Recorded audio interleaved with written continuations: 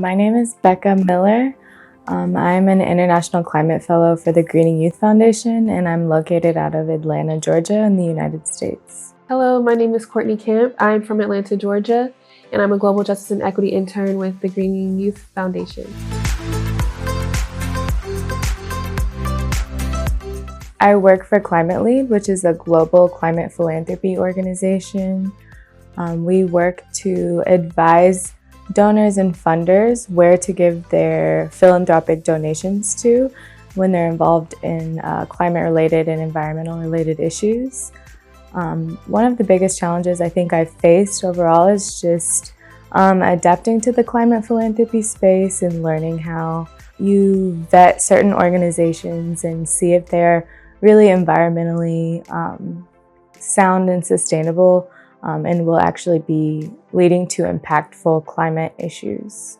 I'm working on a climate-related migration research project, so the end result will be a lit review.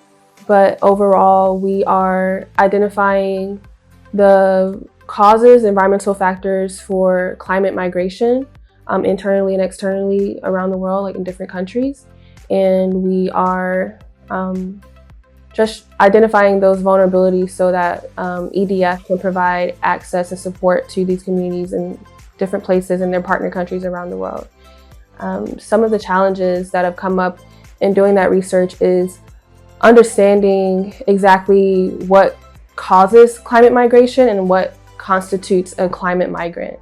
Often we think of migrants as refugees and immigrants, but the term refugee or just general immigrant isn't, it's too specific, refugee, and too broad, immigrant, to actually address what goes into climate migration.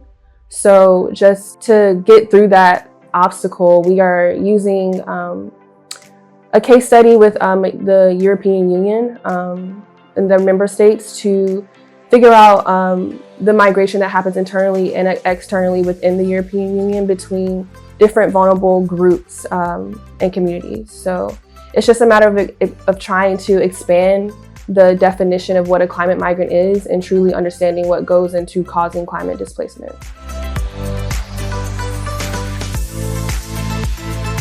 I have not had the opportunity to interact with any direct communities, but I have been able to hop on some calls with specific organizations and go back and forth with emails with certain funders to see what their interests are when it comes to donating to climate-related issues. Throughout my journey as this Global Justice and Equity intern, I haven't really had the opportunity to directly communicate and collaborate with communities, but as part of EDF, they do have an institution called the Frontline Resource Institute, where they make sure that they are talking to these communities on the ground and grassroots organizations in different countries and their partner countries.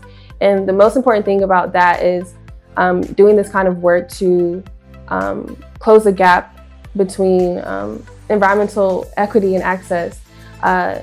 When working with these communities direct, you can't move fast. You move at the speed of trust and how these communities trust you and engage with you. So it's a slower sometimes and a little bit more complex process to really engage and fully show up in support with these communities. I haven't had a multitude of experience dealing with certain funders, but some of the challenges I've definitely encountered is having to be okay with saying no to certain initiatives that they may be interested in funding. Climate Lead only advises people to give their money to organizations that they genuinely do believe aligns with their mission. So they are very mission driven. So often there are situations in which funders are interested in giving to certain organizations or certain projects that Climate Lead could not confidently vet and advise to fund. So as it relates to my expectations in coming to Nigeria, I would honestly say that I didn't have exact expectations. I came with an open mind and an openness to witness and experience what would be afforded and provided to me, that whatever Nigeria had to offer. And so in that, it has still been eye-opening and a beautiful experience. I would definitely say being able to visit the Makoko village and community it brought many feelings, but I will say the one thing that stood out was witnessing the resilience through adaptability. Even though there is a lack of resources and what I would consider a lack of governance to an extent, there is still community and the willingness to show up in that and just survive. And because of that, I think that that's an important basis for providing to these communities. Where there is life that is resilient, it is our duty to continue to sustain that life. So that's what I've gotten so far and experienced so far in witnessing Nigeria and having that immersive cultural experience. I will say I didn't come into traveling to Nigeria with any certain expectations. I did remain pretty open-minded because I've never traveled outside of the United States at all. So I was really just eager for any new experience and learning opportunities. I will say, coming from Atlanta, Georgia, which is very fast-paced, I didn't expect Lagos, Nigeria, to be even more fast-paced. It just seems like there's so many moving pieces in such a small amount of space, which makes sense with such a large population in such a small space. I don't think that I expected such a stark contrast in wealth distribution so close to each other. It seems like there are kings living beside people that don't have access to drinking water or don't have access to infrastructure, housing. So I didn't expect the wealth distribution to be so close together.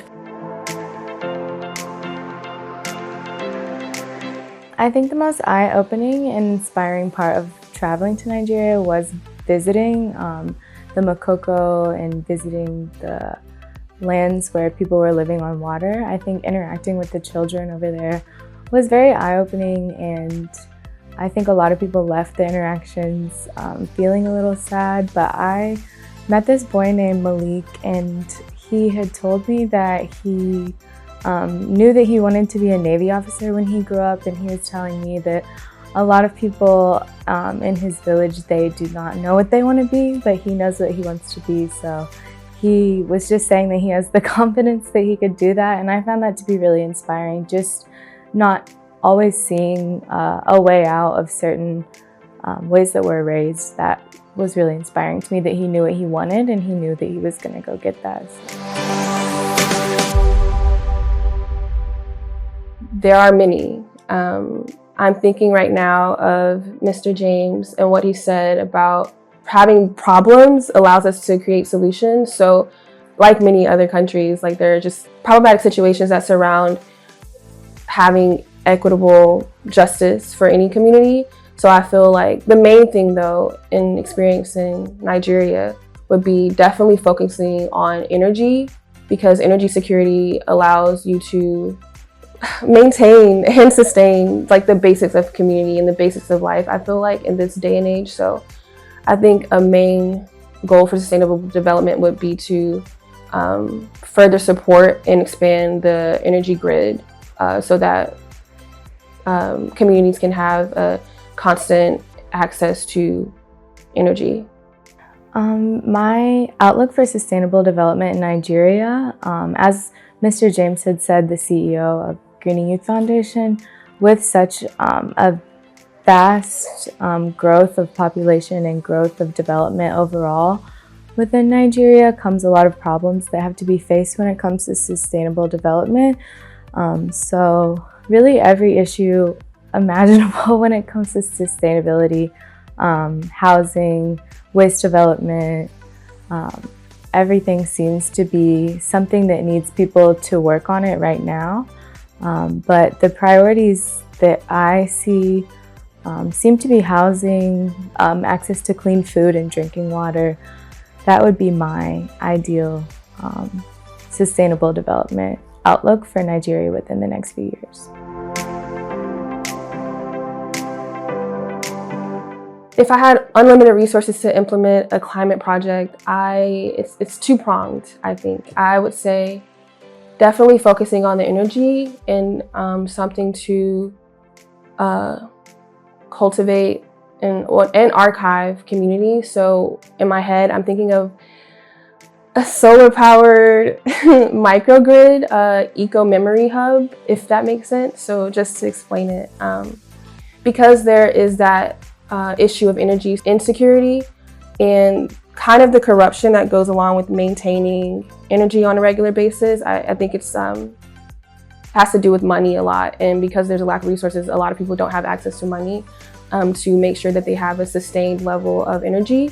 So I would say having a solar-powered community-owned microgrid to sustain many communities can be a way to liberate and support the further development of these communities, and also free them from the corruption that lies around obtaining and maintaining energy security.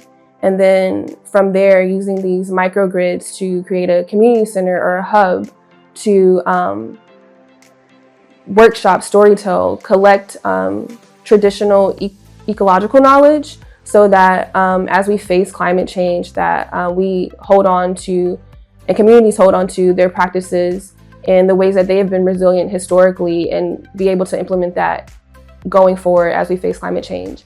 And thinking of Makoko and some of the immigrants and displaced and dislodged community members that are a part of that, who are often undocumented, I think this can also be a place where they can show up in these communities too and record their knowledge and where they come from, so that we can identify their vulnerabilities and their needs for their specific communities as they have joined and integrated into the greater Lagos community, even if they're undocumented. I think that this could be a way to document them and get them access to resources, and also document the lack of resources that Indigenous groups here are facing, so that we can really identify and start providing and sustaining their livelihoods at an equitable level. If I had unlimited access to resources, I think that I would work on a waste or a water treatment facility or water treatment access within certain places in Lagos. It seems like a lot of people do not have access to clean drinking water, which is really the foundation of your overall health. So of course, housing issues and food security issues do also need to be addressed, but I think just the access to clean water to me seems like something that would be a priority. As it relates to the climate work that I'll do after this fellowship, I don't have a clear definition of that and what that looks like, but I do think that anything I do after this will be a part of doing the climate work. I'm greatly interested in storytelling through any medium, really, research, photography, writing. I think the most important thing about storytelling is getting the voices of communities and identifying their needs. So learning those needs, we are able to sustain ourselves through climate change, because climate change has a global impact. We are all affected by it. So as long as we record our needs and our vulnerabilities, we can work towards supporting ourselves through climate change and doing that climate work.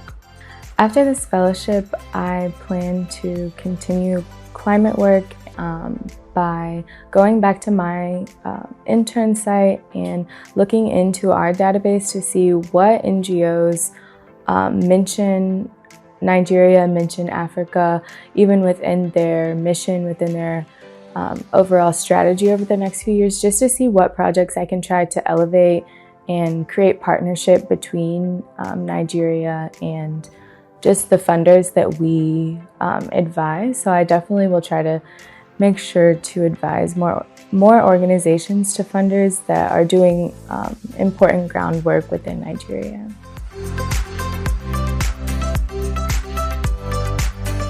My hope for milestones to be met as we face climate change here in Nigeria and globally.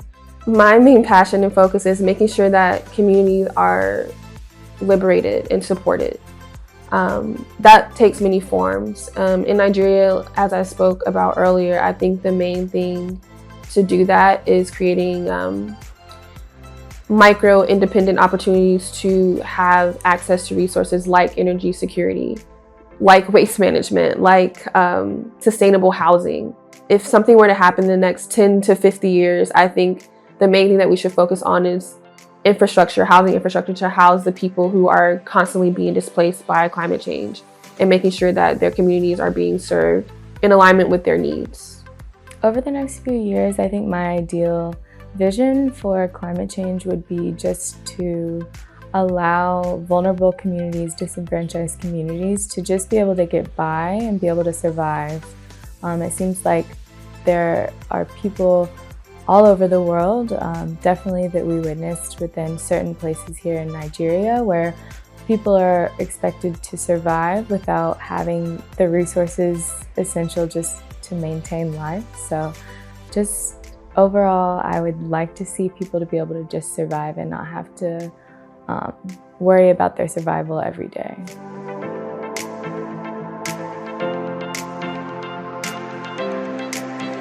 I will just say that, well, my journey as it relates to international climate and just climate work, it's been a windy journey, but very recently, just Greening Youth Foundation and the mission as a whole has inspired me to expand my capacity to work in climate, and then also everyone at my host site, especially my manager, Amalia Saladrigas. She's really an inspiration for growing as a climate professional. So being able to witness the impact of Greening Youth and the impact of the Environmental Defense Fund has just opened my mind to the ways in which all of us can impact each other in communities on a grander scale. So I'm just really thankful for this opportunity as a whole. It's really opened my mind in my approach to climate work. I would like to give a shout out to two of the boys that I had met when we visited Makoko. A few days ago, I met two little boys named Jeremiah and Malik. They were very sweet, and they seemed to have certain visions of what the United States was like, but they remained optimistic and happy, and it seemed like Malik had been very excited to tell me that he wanted to be a Navy officer when he grew up. He said that a lot of people around him don't know what they want to be, which really stuck out to me because he just wanted me to know that he knows what he wants to be, and he sees a way out of the way that he's being raised, and just wants to make a means for himself. So that was very inspiring for me to see, because I think it could be sometimes hard to be optimistic about your future when you've never seen people directly to you maybe go to school, go to college, be a part of the Navy. So that was very inspiring to